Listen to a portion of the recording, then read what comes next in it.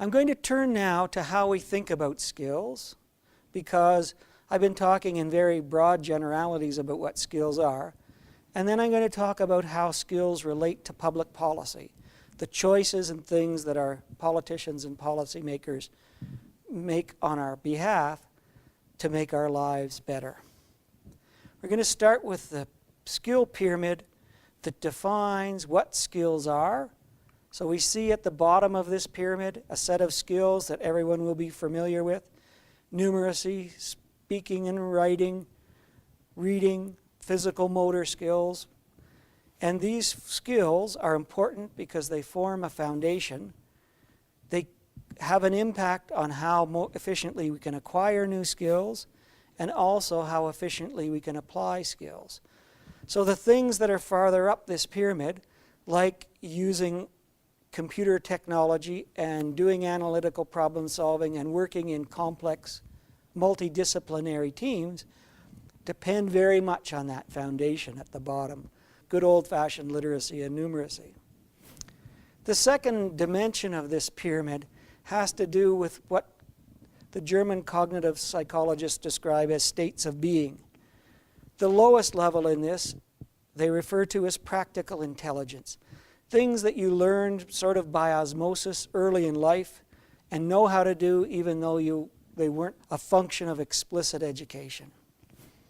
Crystallized intelligences, the metaphor I'd use here is riding a bicycle. Once learned, you can do it. You never have to think about how to do it anymore, and it just occurs naturally. The two highest levels relate to fluid problem solving and creative problem solving. And so these are a set of cognitive skills where you're confronted with new challenges and you're able to deal and solve those problems efficiently.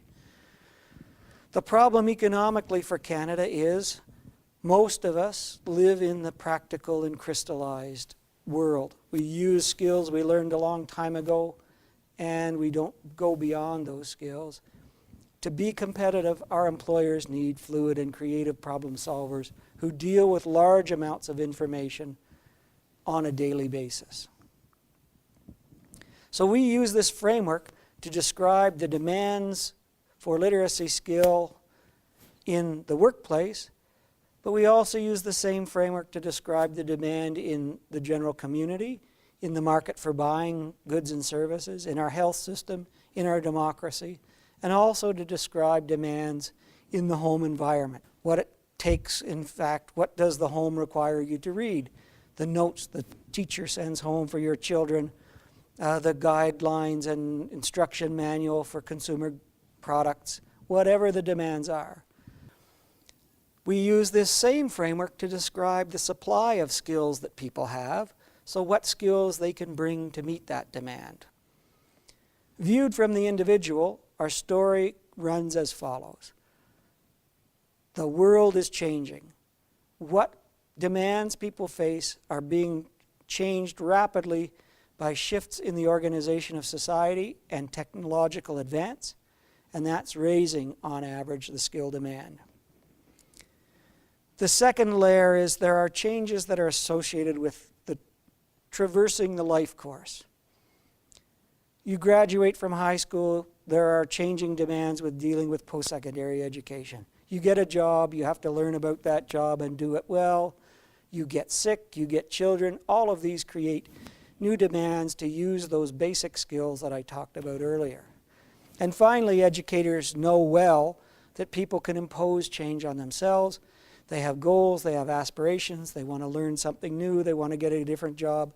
And so the inevitable part of this are changing skill demands, and generally the move is to higher skill demands.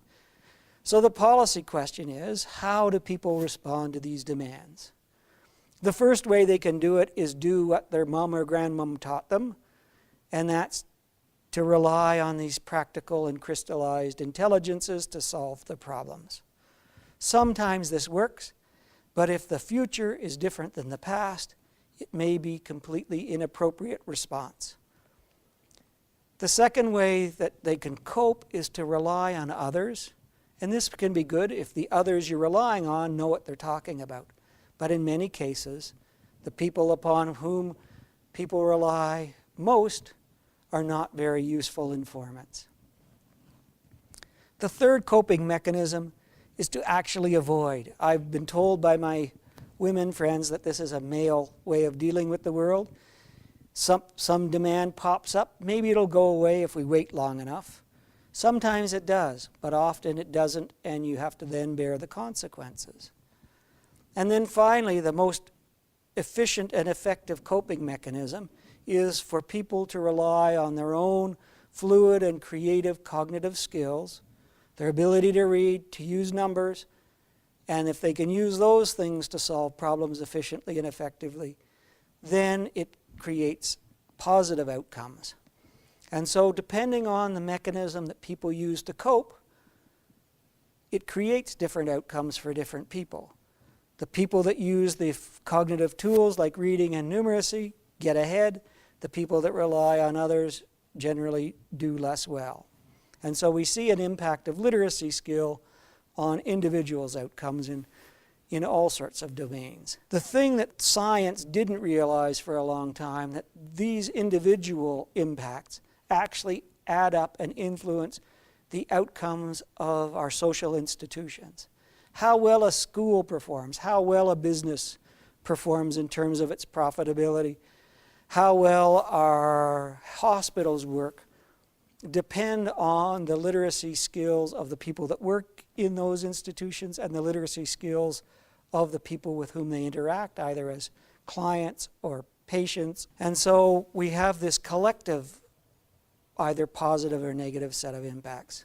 And even more surprisingly, we've been able to demonstrate that differences in literacy score are actually the single most important determinant of long-term rates of GDP growth, so how much more rapidly wealthy we get with time, to the point where over the past 50 years you see differences have emerged of about $11,000 per person per year in income, and half of that, about $6,500, is directly related back to differences in average literacy skill.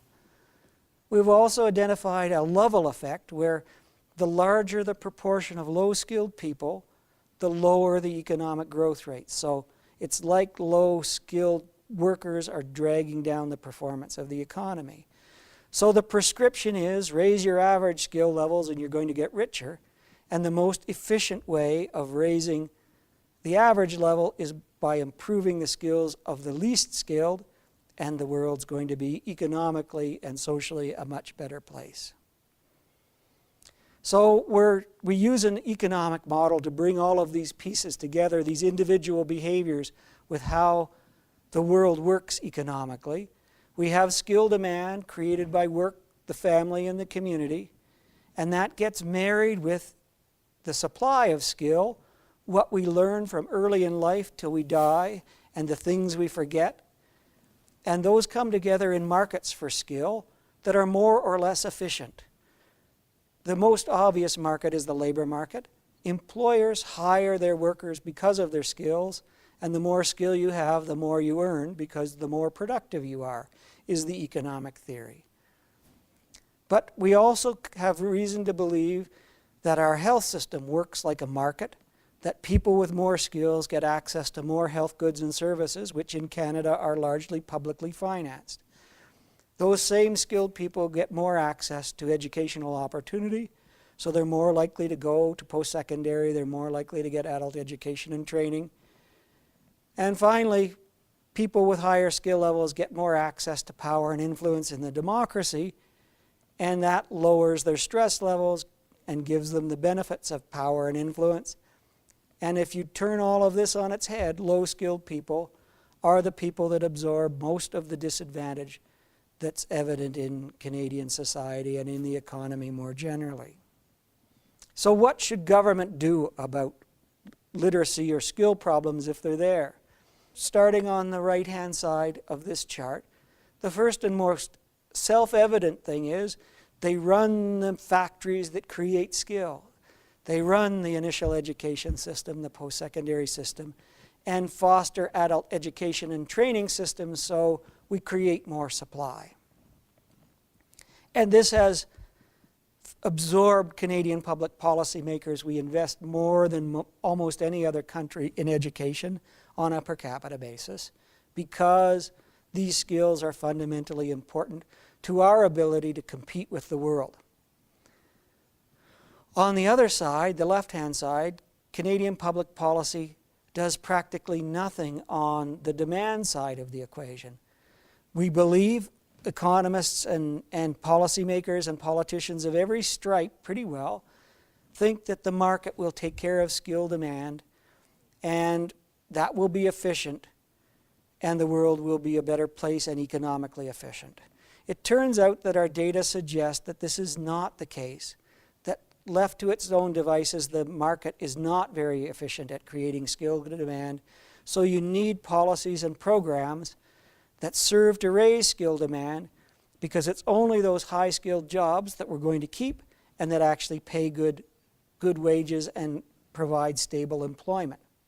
And then the final piece of the puzzle is labor markets are relatively inefficient at matching worker skills with the available jobs. So to do this efficiently, you need tools to identify skill levels, and the credentials offered by our educational institutions are not such good signals of people's skills. So to make those markets work more efficiently, we need to test, offer remedial skill upgrading to people who show that they have lower skills than they need for whatever walk of life they're in, and by better matching, we'll have more efficient economy.